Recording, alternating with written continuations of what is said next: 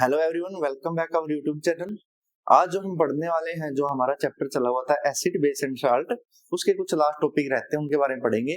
और जो हमारा आज का टॉपिक रहेगा पहला, वो कौन सा है? Calorie alkali process. देखो, एक ऐसी प्रोसेस है ये जो बेस की प्रिपरेशन में हमारी हेल्प करती है, क्लोरीन गैस की प्रिपरेशन में हमारी हेल्प करती है और हाइड्रोजन गैस की प्रिपरेशन में हमारी हेल्प करती है। और सीबीएसई के पॉइंट ऑफ व्यू से एक बहुत ही इंपॉर्टेंट टॉपिक है मेरे अकॉर्डिंग। कम से कम 3 नंबर का आएगा, एक्स वाई की फॉर्म में आएगा। भाई एनोड पे कौन सी रिएक्शन होती है, कैथोड पे कौन सी रिएक्शन होती है, इस तरीके से क्वेश्चन को पूछा जा सकता है। तो सबसे पहले देखिए, कैलोर अल्कली प्रोसेस में होता क्या है। इस प्रोसेस के अंदर हम एक तो लेते हैं NaCl, जिसको हम साधारण नमक बोलते हैं, और साथ में क्या लेते हैं? H2O। और H2O के अंदर एक्सेस में NaCl लेते हैं। जैसे हम मान के चलो सॉल्यूशन को बिल्कुल कंसंट्रेटेड बना लेते हैं, जैसे वाटर लिए उसके अंदर हम NaCl डालते जाएंगे जितना वो घुल जाए, और बाद में जो सॉल्यूशन बनकर तैयार होगा उसको हम बोलेंगे बैरिन बोलेंगे। और फिर इस बैरिन को इस कंटेनर के अंदर, इस बीकर के अंदर फिल किया जाता है। इसके अंदर ऊपर हम बैटरी लगा देते हैं, और इस बैटरी के जो पॉजिटिव टर्मिनल से हम जोड़ते हैं चीज को, उसको हम बोलते हैं, क्या बोलते हैं? उसको हम बोलते हैं एनोड। और जो बैटरी के नेगेटिव से वो जोड़ते हैं, उसको हम क्या बोलते हैं? कैथोड। फिर इसके अंदर से करंट पास किया जाता है, और उस कंप्लीट प्रोसेस का नाम क्या होता है? इलेक्ट्रोलाइसिस। करंट पास करने के बाद जो NaCl है वो हमारा टूट जाएगा Na पॉजिटिव और Cl नेगेटिव में, और वाटर टूट जाएगा H पॉजिटिव और OH नेगेटिव में।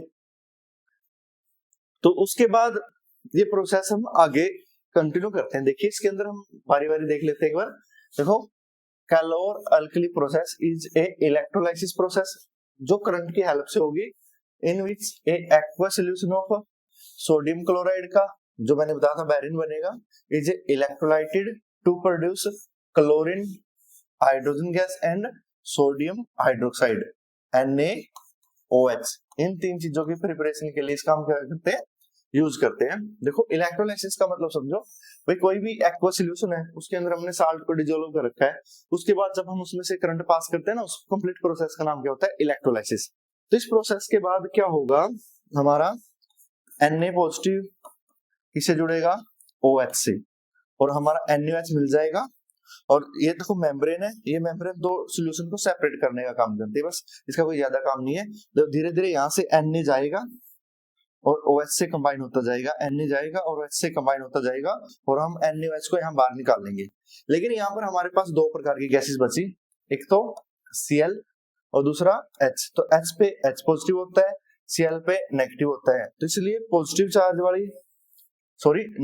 वाली पॉजिटिव टर्मिनल की तरफ जाएगी और पॉजिटिव वाली नेगेटिव की तरफ। कहने का मतलब क्या है?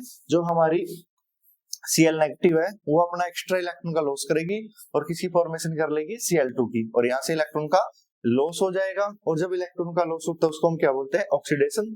और जहां पर ऑक्सीडेशन होती है उसको हम बोलते हैं एनोड। तो एनोड वो पॉइंट है जहां पर ऑलवेज क्या होती है? ऑक्सीडेशन। तो ऑक्सीडेशन किसकी होगी? क्लोरीन की। और जो इसका एक्स्ट्रा इलेक्ट्रॉन है उसको कौन गेन कर लेगा? हाइड्रोजन उसका क्या करेगा? गेन करेगा, और किसकी फॉर्मेशन करेगा? H2 की। अब ये दोनों की दोनों गैसेस, एक गैस हमारी हाइड्रोजन, दूसरी गैस हमारी क्लोरीन। क्लोरीन कहां पर निकलेगी? एनोड पर, और जो हमारी हाइड्रोजन है वो कहां निकलेगी? कैथोड पर। और यहीं से क्वेश्चन बनेगा। क्वेश्चन क्या बनेगा? वे वो 2 गैसेस के नाम बताओ। एनोड पे कौन सी गैस निकलती है, कैथोड पे कौन सी गैस निकलती है। और आपको एक ये ओवरऑल रिएक्शन याद रखनी पड़ेगी, NaCl का एक्वा सॉल्यूशन, फिर उसको वाटर के साथ रिएक्शन करवाएंगे, फिर हमें 2 गैसेस मिलेंगी, H2 और Cl2, और साथ में क्या मिलेगा? NaOH। आपको ये टर्म याद रखनी है, यहाँ लिक्विड नहीं लिखना, एक्वस लिखना है। यहाँ गैसेज, यहाँ लिक्विड, यहाँ एक्वस, यहीं से क्वेश्चन बनता है। अब यहाँ पर देखो, क्लोरीन गैस वही एनोड पर, हाइड्रोजन गैस कैथोड पर, और साथ में हमें क्या मिलेगा? NaOH का एक्वस सॉल्यूशन। इस कंप्लीट प्रोसेस का नाम क्या है? Calorie alkali process. एक ऐसी प्रोसेस जिसकी हेल्प से हम बेस की या NaOH की प्रिपरेशन करते हैं, H2 की और Cl2 की। इस कंप्लीट प्रोसेस का नाम क्या है? Calorie alkali process. देखो, लास्ट में सोडियम किसके साथ जुड़ जाएगा? OH के साथ, और किसकी फॉर्मेशन करेगा? NaOH। देखो, इस मेम्ब्रेन का काम क्या है? ये NaCl का जो हमारा सॉल्यूशन था टूट जाएगा, Na पॉजिटिव Cl नेगेटिव, और जो मेम्ब्रेन के थ्रू Cl यहीं रह जाएगा, और जो हमारा Na दूसरी साइड चला जाएगा।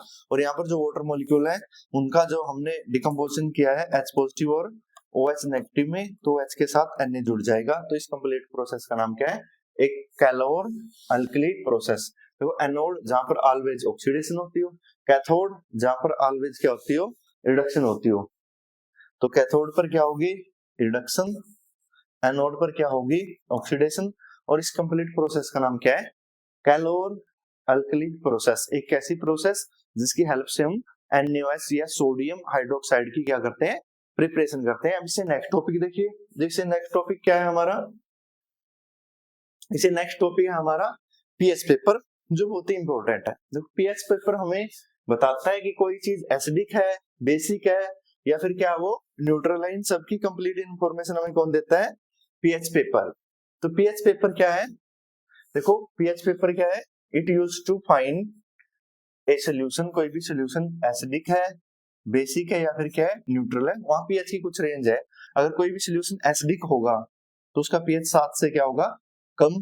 कोई न्यूट्रल है उसका पीएच 7 होगा, और जिसका पीएच 7 से ज्यादा होगा उसको हम क्या बोलेंगे, बेसिक। ये हमें डिफाइन करता है कोई भी सोल्यूशन एसिडिक है, या वो न्यूट्रल है, या फिर वो सोल्यूशन कैसा है, बेसिक है। इन सबकी कंप्लीट इंफॉर्मेशन जो हमें देता है उसको हम क्या बोलते हैं, पीएच पेपर। देखो एक छोटा सा एक पेपर होता है जिसकी हेल्प से हम किसी भी सॉल्यूशन को एसिडिक, बेसिक या न्यूट्रल नेचर की क्या करते हैं, पहचान करते हैं। जैसे इस टाइप का ये पेपर सा होता है, इसके अंदर कोई भी सॉल्यूशन लेंगे, उस सॉल्यूशन के अंदर इसको डिप करेंगे, डिप करने के बाद ये अपना एक्शन 5 से 10 सेकंड के अंदर देगा। अब वो डिपेंड करता है हमारा सॉल्यूशन कैसा था। अगर मान के चल रहे हैं वो लेमन जूस का सॉल्यूशन था, तो उसके अंदर इस पीएच पेपर का कलर ऐसा हो जाएगा। जैसे वाटर है तो उसका अंदर कलर ऐसा हो जाएगा। बेकिंग सोडा वगैरह है, कोई बेस है, उसके अंदर कलर हमारा ऐसा हो जाएगा। सोप सोल्यूशन है उसके अंदर कलर हमारा ऐसा हो जाएगा। आप लोग कलर तो आप लोगों को दिखाई दे रहे हैं ना, देखो यहाँ पर है। अगर कोई स्ट्रॉन्ग एसिड है तो बिल्कुल रेड होगा इसका कलर, अगर कोई स्ट्रॉन्ग बेस है तो बिल्कुल ये ब्लू हो जाएगा, ब्लू से भी ज्यादा वॉयलेट सा कलर का हो जाएगा। अगर कोई सोल्यूशन न्यूट्रल है तो लगभग ये कलर कौन सा शो करेगा, ग्रीन कलर शो करेगा। तो ये एक इंपॉर्टेंट टॉपिक है पीएच पेपर का, जो हमें डिफाइन करता है कोई चीज एसिडिक है, बेसिक है, या फिर क्या है, न्यूट्रल है। उसको हम पीएच पेपर की हेल्प से आसानी से क्या कर सकते हैं, डिफाइन कर सकते हैं उस सोल्यूशन को। जैसे हमें कोई एग्जामिनर कोई सोल्यूशन दे, बोले भाई ये बताओ ये एसिडिक है, बेसिक है, न्यूट्रल है, देखो ये केमिकल्स है, पीकर या खाकर तो हम इनको देख नहीं सकते, तो हम इनके अंदर क्या डालकर देखते हैं, पीएच पेपर। तो पीएच पेपर हमें बताता है कोई भी चीज एसिडिक है, बेसिक है, या फिर क्या है, न्यूट्रल है। इसके बाद नेक्स्ट देखिए,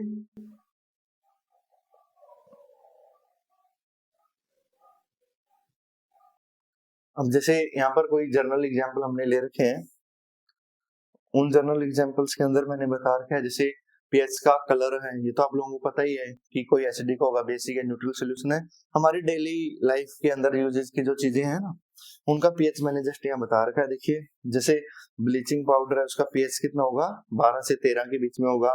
मिल्क ऑफ मैग्नीशिया, जो एसिडिटी की दवाई नहीं होती उसको हम बोलते हैं मिल्क ऑफ मैग्नीशिया, उसका पीएच कितना होता है, 10 से 11 के बीच में। इसलिए हम एसिडिटी में इसको लेते हैं, क्योंकि एसिडिटी में कोई चीज एसिडिक है, मिल्क ऑफ मैग्नीशिया क्या है, बेस है, इसको लेने से हमारी एसिडिटी दूर हो जाती है। देखो सोप का पीएच 9 से 10 के बीच में होगा, वाटर का पीएच 7 के आसपास होगा, टोमेटो का 4 से 5 के बीच में होगा, लेमन जूस का 2 से 3 के बीच में, और जो हमारे स्टोमक के अंदर एसिड होता है HCl, उसका पीएच कितना होगा, 1 से 2 के बीच में। तो जो पीएच है वो मैंने बता ही रखा है कि पीएच क्या है, पीएच पेपर एक नंबरिंग है जो 1 से किसके बीच में होगी, 14 के बीच में होगी, जो मैं हमें बताता है कि कोई चीज एसिडिक है, बेसिक है, या क्या है, न्यूट्रल है। देखो अब आगे हम इनका क्या करेंगे, यूजेस को पढ़ेंगे। लेकिन एक बार मैं आप लोगों को यहाँ से बता दूं कि यहाँ पर क्वेश्चन किस टाइप के क्वेश्चन यहाँ पर आते हैं। तो यहाँ पर क्वेश्चन आते हैं सोल्यूशन से रिलेटेड, आपको सोल्यूशन देंगे वो A solution, B solution, C, D, E, ऐसे इस टाइप के सोल्यूशन आपको एग्जामिनर देगा, ऐसे देगा ए, बी, सी, डी, ई। और ये तो फेवरेट क्वेश्चन है एग्जामिनर्स का, हरियाणा बोर्ड के पॉइंट ऑफ व्यू से भी, बोर्ड के पॉइंट ऑफ व्यू से भी, या कॉम्पिटिटिव पॉइंट ऑफ व्यू से भी। जैसे कल एब्स्ट्रैक्ट का जो पेपर था ना, उस पेपर के अंदर ना carbon and its compound chapter मैंने कराया हुआ है ना, उसमें से 10 से 11 क्वेश्चन के आसपास आ रहे थे, जो पीजीटी केमिस्ट्री का पेपर था। और आज का जो हमारा टीजीटी एब्स्ट्रैक्ट का पेपर था वो उससे भी ज्यादा आसान, उसके अंदर तो केमिस्ट्री का बिल्कुल बेसिक आया हुआ था। अगर आप लोगों ने वीडियो देखी हो तो वहां पर आप लोगों का आसानी से कुछ नंबर बन सकते हैं। देखो आपको सोल्यूशन देगा वो ABCD, बोल देगा इसका pH 2 है, इसका pH 5 है, बोल देगा इसका pH 9 है, इसका pH 12 है, इसका pH 7 है। तो बोलेगा स्ट्रॉन्ग एसिड कौन सा है, तो स्ट्रॉन्ग एसिड जिसका pH सबसे कम, तो ये स्ट्रॉन्ग एसिड हो जाएगा। ऐसे बोल सकता है स्ट्रॉन्ग बेस, अब pH सबसे ज्यादा किसका है, D का, वीक बेस C हो जाएगा। जैसे ऐसे क्वेश्चन आ सकता है वीक एसिड जिसका pH क्या होगा, 1, 2 या 3 से ज्यादा, 5 वाला तो ये क्या है, वीक एसिड है। जैसे 7 वाला E क्या है, न्यूट्रलाइज टाइप का क्वेश्चन आपसे एग्जामिनर पूछ सकता है ABCD की फॉर्म में। तो आप लोगों को यहाँ से याद रखना पड़ेगा कि जिसका pH 1 से 3 के बीच में है ना, वो स्ट्रॉन्ग एसिड है, और जिनका pH 4 से 6 की रेंज में है वो वीक एसिड, और जिनका pH 7 से 7.12 के आसपास है वो न्यूट्रल है। जिनका pH किसके आसपास होगा, 11 से 13 के बीच में, 14, 15, तो इतना तो है नहीं, 15 तक तो लेते ही नहीं हम, वैसे डाटा है जस्ट 1 से 14 के बीच में। वैसे अगर हम पेपर बनाना चाहे तो इसे लंबा भी लेके जा सकते हैं, लेकिन पूरे वर्ड में यही फॉलो होता है, तो इसलिए यही नफा है। 12, 13, 14 जिसका pH है ना, उसको हम क्या बोलेंगे, स्ट्रॉन्ग बेस। ये इसको लिए दूसरा वर्ड है एल्कली वर्ड यूज कर सकते हैं।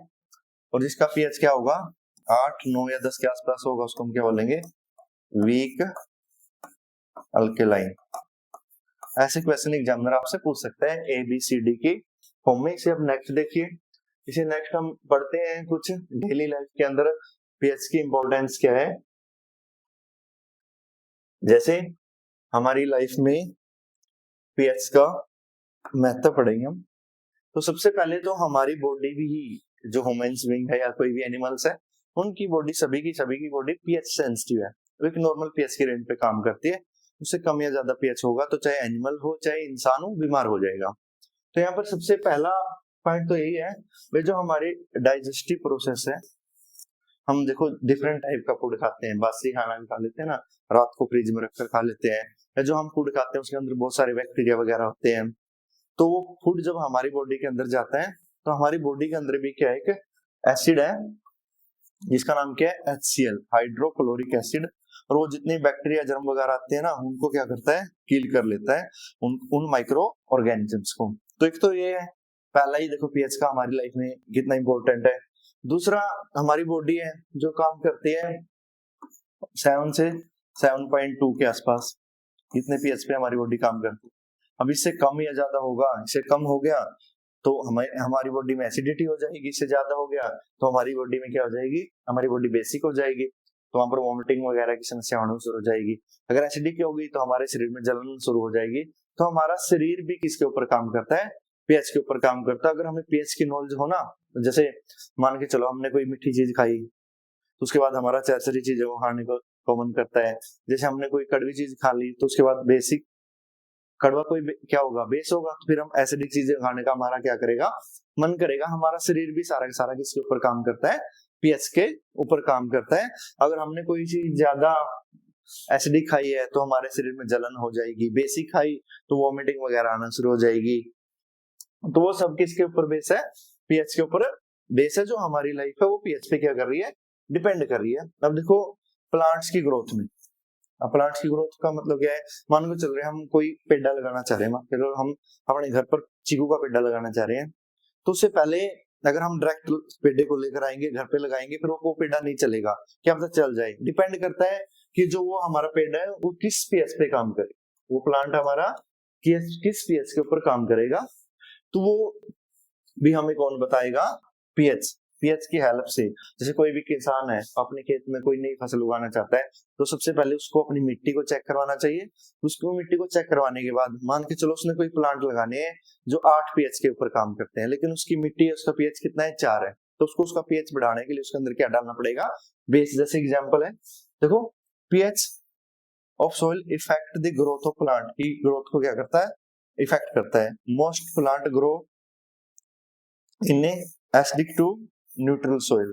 अब देखो 6 से लगभग 7.5 के आसपास जो सॉइल है उसके अंदर ही सभी के सभी प्लांट क्या करना पसंद करते हैं, ग्रो करना पसंद करते हैं। मोस्ट ऑफ, लगभग मोस्ट का मतलब क्या है, पर बहुत सारे प्लांट ऐसे हैं अगर हमारी सॉइल का पीएच हो गया 5, तो उसको ठीक करने के लिए फिर उसके अंदर हम क्या डालेंगे, कोई जैसे कैल्शियम हाइड्रोक्साइड डलवा देंगे।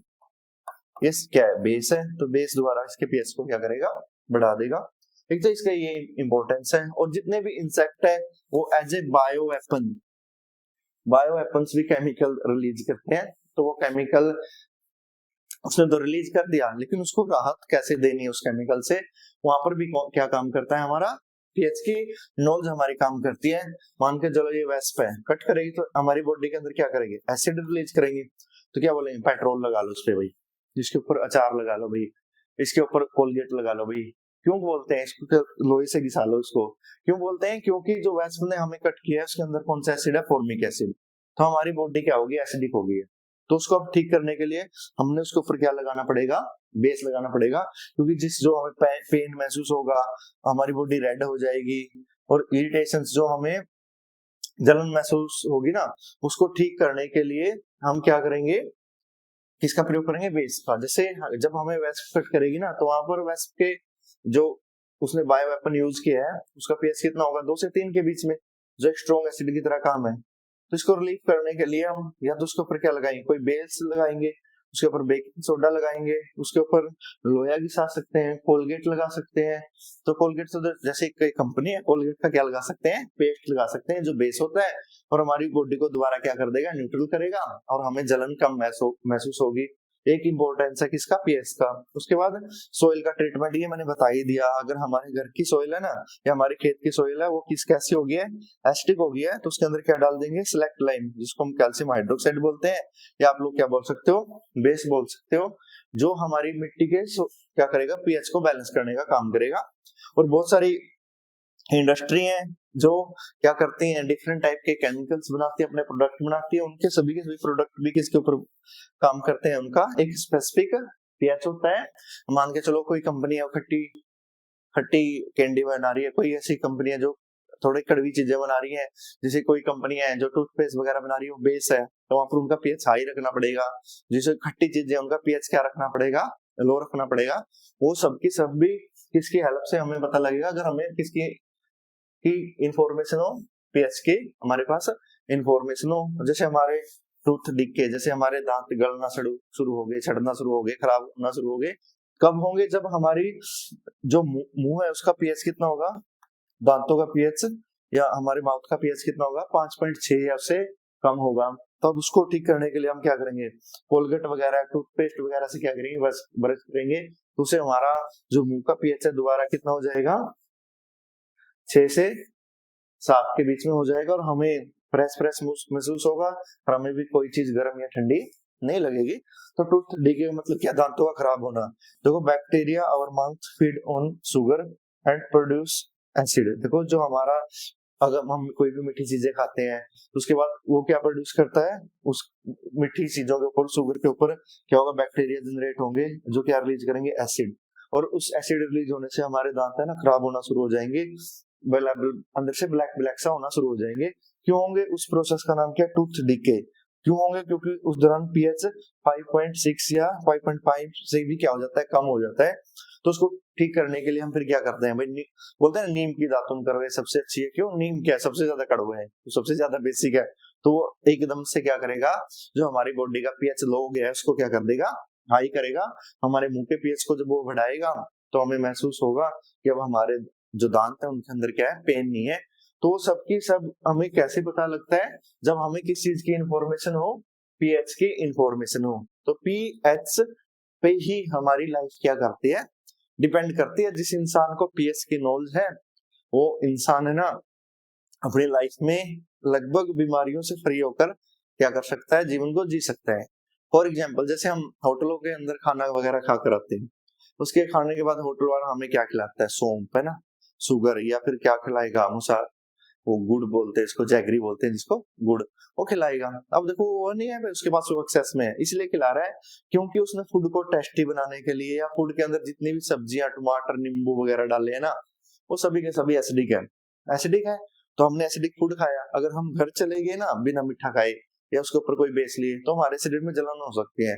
तो वही पर हमें हमारे सामने वो रख देगा, सौंफ रखेगा, या फिर शुगर रखेगा, या फिर क्या रखेगा, उसको बोलते हैं जैगरी गुड़ रखेगा। तो उसको रखने के बाद वो हमने क्यों रखता है, ताकि हम उसको खाएं। खाने के बाद जब हमने जो एसिडिक फूड लिया ना, तो वो फूड क्या हो जाए, फिर न्यूट्रलाइज हो जाए और हमें लगे कि हम घर पर आकर बताएंगे कि उसका खाना अच्छा था। खाना तो अच्छा था क्योंकि एसिडिक था, एसिडिक चीजें हमें अच्छी लगती हैं, लेकिन वो गुड़ या फिर हमने जो शुगर या सौंफ वगैरह खाए है ना, तो उससे हमारी बॉडी का पीएच भी दोबारा क्या हो गया, न्यूट्रल हो गया। जैसे बुजुर्ग होते हैं ना, वो लगभग साइंटिस्ट की तरह ही काम करते हैं। खाना खाते ही वो क्या मंगाते हैं, भाई मेरे लिए गुड़ लेके आओ। तो गुड़ का मतलब यहाँ पर क्या है, बेस। जो हमारी बॉडी के अंदर एसिडिटी वगैरह हुई है ना, उसको ठीक करने के लिए हम फिर क्या लेंगे, कोई बेसिक चीजें लेंगे। इसे नेक्स्ट देखते हैं, कोई पीएच पेपर की अगर हमें इंफॉर्मेशन हो तो हम सब कुछ कर सकते हैं। जैसे ऐसे मैंने यहाँ पर बता रखे हैं आप लोगों के लिए, बस जस्ट नॉलेज के लिए। हमारे घर का जो वाटर है उसका हम पीएच चेक कर सकते हैं, टैप का जो आसपास की टैप में है या फिर नल वगैरह है उनका पीएच हम चेक कर सकते हैं। स्कूल का वाटर है उसका भी हम पीएच चेक कर सकते हैं, बता सकते हैं बच्चों को भी एसिडिक है बेसिक है। जैसे स्विमिंग पूल वगैरह है उसका पीएच भी हम क्या कर सकते हैं, चेक कर सकते हैं, क्योंकि जो स्विमिंग पूल का पानी है उसका पीएच 7 से लगभग 7.8 के आसपास रहना चाहिए। उससे कम या ज्यादा हो गया वो या तो जलन करेगा या स्किन वगैरह को बर्न करना शुरू कर देगा या कोई ना कोई डिजीज क्रिएट करेगा। तो अगर हम स्विमिंग पूल का पीएच बैलेंस करके फिर उसके अंदर किसी ना किसी प्रकार के केमिकल्स उसका क्या कर सकते हैं, ट्रीट कर सकते हैं। या फिर एग्रीकल्चर के अंदर अगर हमारे घर के अंदर या हमारी जो कृषि योग्य भूमि है ना, उसके पीएच की हमें अगर नॉलेज हो तो हम डिफरेंट टाइप के फ्रूट्स को, प्लांट्स को क्या करा सकते हैं, ग्रो करवा सकते हैं। जैसे ये मछलियों का एक्वेरियम है ना, क्या बोलते हैं इसको, एक्वेरियम या एक्वेरियम ही बोलते हैं। एक्वेरियम्स के अंदर अगर हम जो एक्वेरियम से वो काम करता है 6.5 से 7.5 के बीच में, तो हम टाइम टू टाइम इसका पीएच चेक कर सकते हैं, कहीं हमारी मछलियों की डेथ ना हो जाए, क्योंकि फिर ये बहुत महंगी आएंगी। तो इसलिए पीएच ऐसे मेजर कर सकते हैं हम। जितनी भी खाने की चीजें उनका सबका पीएच यहाँ पर क्या कर सकते हैं, मेजर कर सकते हैं। मेडिसिन का भी पीएच हम क्या कर सकते हैं, मेजर कर सकते हैं। या स्कूल लेबोरेटरी के अंदर भी हम अगर पीएच पेपर की हमें इंफॉर्मेशन है तो डिफरेंट केमिकल्स का उनके कलर के बेस पे पीएच का क्या कर सकते हैं, पता लगा सकते हैं, हम बता सकते हैं, उनको क्लासिफाई कर सकते हैं। ये चीजें एसिडिक है, बेसिक है या फिर क्या है, न्यूट्रल है। और एग्जांपल देख लेते हैं, जो हमारे गार्डनिंग वगैरह है उनका पीएच चेक कर सकते हैं। हमारे घर के अंदर जितनी भी चीजें क्लीन करने के लिए उन सबका भी हम पीएच क्या कर सकते हैं, चेक कर सकते हैं। इतना ज्यादा इंपॉर्टेंट नहीं है वैसे, आपकी नॉलेज के लिए जस्ट इसे नेक्स्ट देखिए लास्ट, और यहाँ से 1 नंबर पक्का। ये एक ऐसी चीज है, रट्टा मारो नंबर लो, आपको याद ही करना पड़ेगा। भाई जितने भी हमारे आसपास सीटेबल चीजें हैं उनका पीएच है यहाँ पर, और ये एनसीईआरटी के ऊपर बेस है, और एनसीईआरटी से ही एग्जाम में पूछेगा। अभी जितने प्रकार के एग्जाम होते हैं ना, सभी में एनसीईआरटी आती है, तो आपको जस्ट याद ही रखना है। बस याद रखना है विनेगर, जिसको आप लोग सिरका बोलते हैं, इसके अंदर 5 से 8% क्या होता है, एसिटिक एसिड होता है, CH3COOH, एसिटिक एसिड बोलते हैं जिसको, सिरका ऐसे 5 से 8% होता है। उसके बाद ऑरेंज के अंदर सिट्रिक एसिड फॉर्मूला आप लोग याद रख सकते हो चाहो तो। टर्माइट इमली के अंदर क्या होगा, टार्ट्रिक एसिड हो गया। टोमेटो के अंदर कौन सा है, ऑक्जेलिक एसिड है। कर्ड के अंदर कौन सा है, लैक्टिक एसिड। लेमन के अंदर सिट्रिक एसिड। आर्स्टिंग के अंदर मेथेनोइक एसिड। या कोई भी अदर कीट है, उन सब के अंदर लगभग क्या होता है, एसिड ही होता है। नेटल स्टिंग, इसके अंदर जैसे पत्ते से होते हैं ना, ये जलन पैदा करते हैं, इनके अंदर कौन सा एसिड होता है, मिथेनोइक एसिड। अगर आप लोग ये टेबल याद करते हो तो आपका सीबीएसई बोर्ड हो चाहे एसबीएसई बोर्ड हो, 1 नंबर यहाँ से पक्का है। और इन्हीं से पूछेगा, इसे एक्स्ट्रा नहीं पूछेगा, वो ऐसे नहीं पूछेगा सेब के अंदर क्या होगा, संतरे के अंदर क्या, नहीं, यहीं से यही एनसीईआरटी के टेबल के ऊपर क्या है, बेस है। आप लोगों जस्ट एग्जामिनर पूछ सकता है कर्ड के अंदर कौन सा एसिड होगा, लेमन के अंदर, आर्स्टिंग के अंदर। तो इन सब के आप लोगों को क्या होने चाहिए, इन्फॉर्मेशन।